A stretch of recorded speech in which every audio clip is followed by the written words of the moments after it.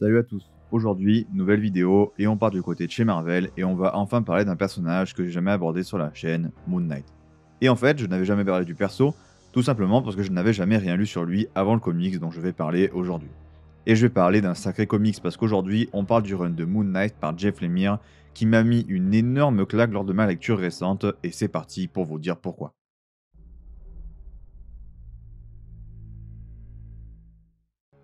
Depuis longtemps, Moon Knight combat les criminels et contribue de faire de New York une ville plus sûre. Mais ce qui semblait être la réalité pourrait n'être finalement qu'un fantasme. Lorsqu'il découvre avoir passé sa vie dans un hôpital psychiatrique, Mark Spector se voit contraint de remettre en question toutes ses certitudes. Quelque chose ne tourne pas rond. Est-ce lui ou y a-t-il une autre explication?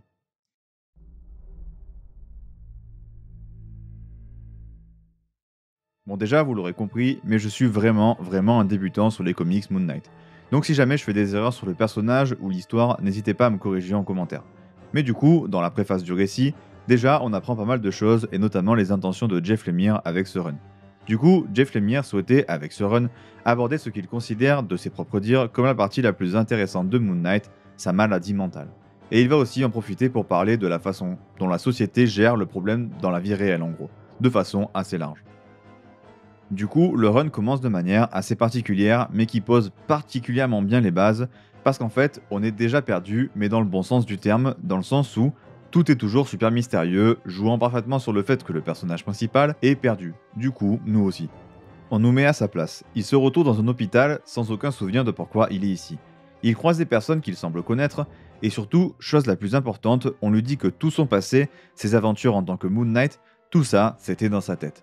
Ça n'est jamais réellement arrivé, et voilà le point de départ du run qui va pousser Mark à tout remettre en question. On est très vite dans le vif du sujet et on plonge directement dans l'histoire avec pas mal d'infos. On a un environnement nouveau et surprenant qui nous met directement dans l'ambiance si particulière du récit, qui alterne entre eux énormément de genres, de styles graphiques et d'ambiances différentes tout au long du run. On rajoute à ça le côté à la fois mystique et réaliste du lore de Moon Knight, et du coup, ça en fait vraiment un personnage qui est juste fascinant. Et notre point de départ est tout bonnement exceptionnel pour le découvrir. Vous l'aurez donc compris, mais le récit joue énormément sur la perception de la réalité et surtout de la vérité pour encore plus instiller le doute et cette espèce de doute sur tout et notamment sur ce qu'on voit et sur l'esprit de Mark, ça va durer tout le run. On n'aura jamais réellement une réponse définitive sur la véracité de ce qu'on voit en fait durant tout le run. Mais du coup, je trouve que c'est pas un problème et pour une simple raison, c'est que c'est extrêmement bien écrit. C'est même écrit parfaitement pour être honnête. C'est assez hallucinant à quel point l'histoire frôle la perfection. Également, autre énorme point fort du comics, c'est que niveau métaphore et façon détournée de nous faire passer des messages, Jeff Lemire fait vraiment très fort pour nous raconter comment on peut montrer visuellement la maladie mentale comme une sorte de prison. C'est assez dur à décrire donc vaut mieux le lire honnêtement, mais la façon dont est montré ce qui se passe dans la tête de Mark est juste tout bonnement exceptionnelle. Et surtout, toujours extrêmement pertinent par rapport à ce qui se passe dans l'histoire et au moment où ça arrive. Et tout ça avec une précision extrême. En plus de ça, malgré le côté très sérieux du récit et de ses différents thèmes, il y a un certain humour qui est plutôt vraiment très cool, et surtout qui passe toujours crème et qui arrive toujours dans la bonne dose au bon moment. C'est très cool et pas envahissant du tout, bien au contraire, c'est super plaisant. Également, la chose qui m'a sûrement le plus plu durant le run, c'est son côté extrêmement complet. J'ai l'impression que c'est une histoire parfaite et surtout parfaitement condensée de Moon Knight, qui met plein d'éléments à la fois historiques, mais aussi actuels du personnage en œuvre en gros.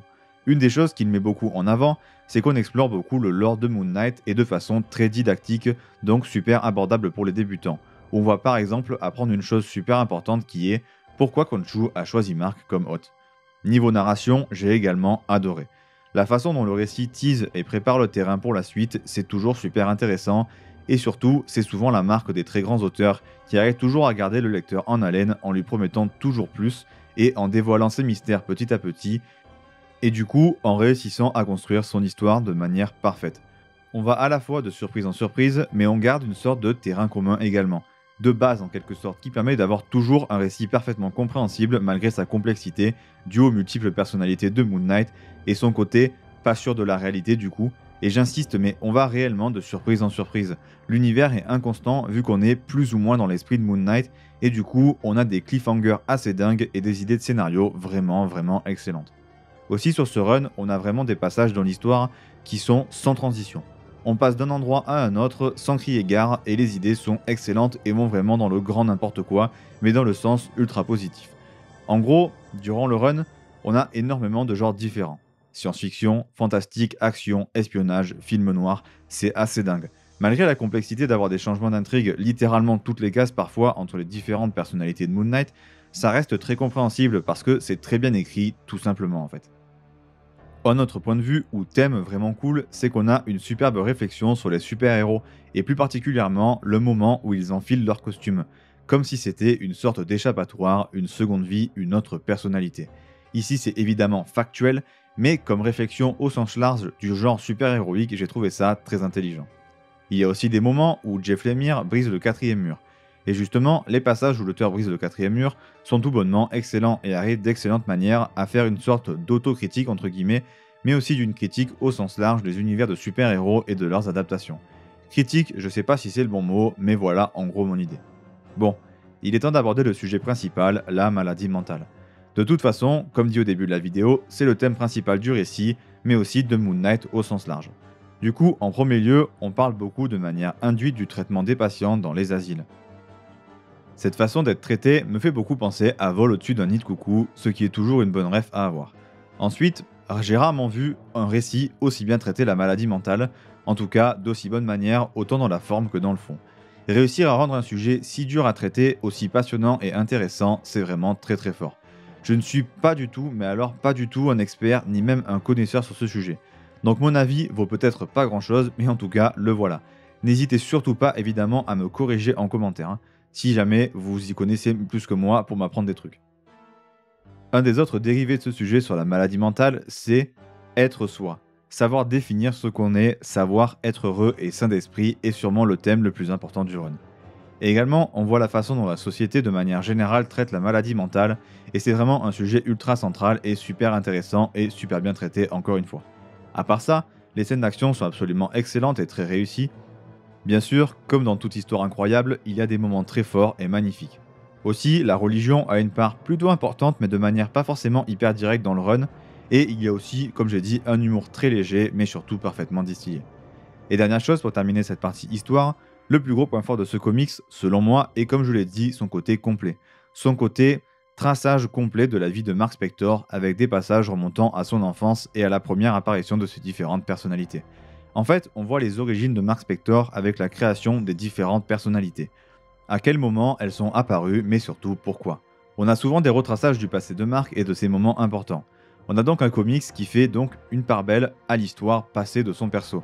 C'est toujours parfait pour débuter les comics sur un personnage, surtout sur le personnage en question. Parce qu'on arrive, grâce à uniquement ce comics, à cerner parfaitement le personnage dans tous ses aspects. C'est complètement dingue. Et puis, c'est si bien dans sa narration, tout s'enchaîne si bien, c'est si fluide, c'est tellement bien, franchement, c'est dingue. Et puis, je le répète, mais on revoit vraiment tous les moments marquants de la vie de Mark. C'est trop cool, et pour une première lecture sur le personnage, je pense qu'on fait pas mieux. Encore une fois, je suis pas du tout un expert de Moon Knight, mais ça pue l'évidence que ce comics est une porte d'entrée parfaite pour le personnage. Et pour finir, le combat final, tout ce qui va avec est juste parfait.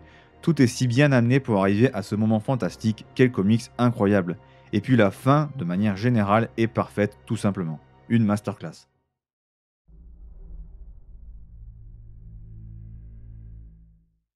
Alors cette partie personnage, elle va être plutôt courte parce que finalement, je l'ai déjà beaucoup abordé dans la partie histoire de manière détournée. Donc j'ai plus masse de choses à dire. Et puis, c'est très compliqué de détacher le traitement de telle ou telle personnalité de Mark parce qu'elle forme en fait un espèce de tout et non pas particulièrement un développement individuel simple à retranscrire en vidéo. Si je devais vous parler en gros plus en profondeur du développement de chaque personnalité, là je serais obligé de vous spoil. Tout ce que je peux vous dire, c'est que le développement de manière générale du personnage de Moon Knight est absolument titanesque, c'est fantastique. Déjà, pour parler du run, les dialogues sont vraiment très bons et sont très intéressants, notamment dans leur fluidité et ce qui donne au récit un côté rythmé et intéressant super cool. Chaque personnage, qu'il soit principal ou secondaire, est très vite attachant, rendant toute mort ou sacrifice impactant, et ça, encore une fois, c'est souvent la marque des grands auteurs. L'écriture du personnage principal, quelle que soit son identité, est absolument excellente, mais surtout, elle est toute en subtilité. C'est assez dur de trouver de grandes lignes directrices parce qu'en fait, il y en a plein qui sont traités de plein de manières différentes. Je pense même que l'auteur va parfois nous dire plein de choses, parfois plein de trucs sur un personnage, et que le lecteur en fait comprend celle qu'il comprend et pas forcément tout en fait. C'est vraiment du grand art. Et puis, à force de suivre Marc au travers de ses différentes aventures, où il est autant perdu que nous, on est vraiment trop attaché à lui. Les différentes relations entre tous les personnages sont absolument excellentes et au final, tout est lié. Tous les souvenirs, rêves, aspirations, désillusions et moments marquants, chacun d'entre eux va se retrouver greffé à une des personnalités de Marc, rendant chacune d'elles d'autant plus complexe et intéressante. De son côté, Khonshu est particulièrement intéressant et son vrai plan concernant Marc est dévoilé en plein jour. Cette révélation va bouleverser complètement le personnage sur tous ses fondements. Le personnage de manière générale est plutôt très cool et surtout très impressionnant, c'est un personnage qui est vraiment excellent.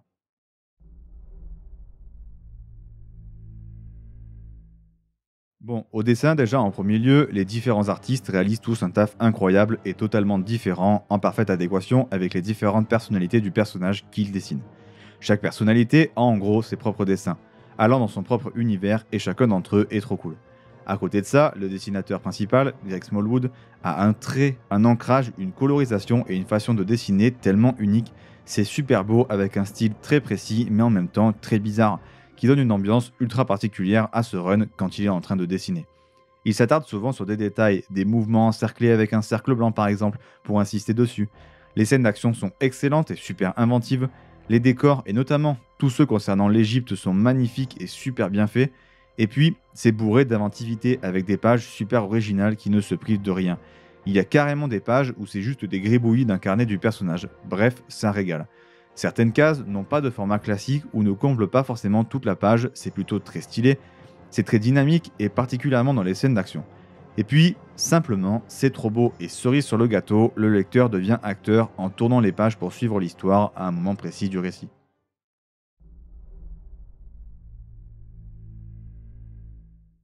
Bon, pour ce comics, je ne vais pas vous donner de conseils lecture sur Moon Knight parce qu'en fait, je n'en ai aucune.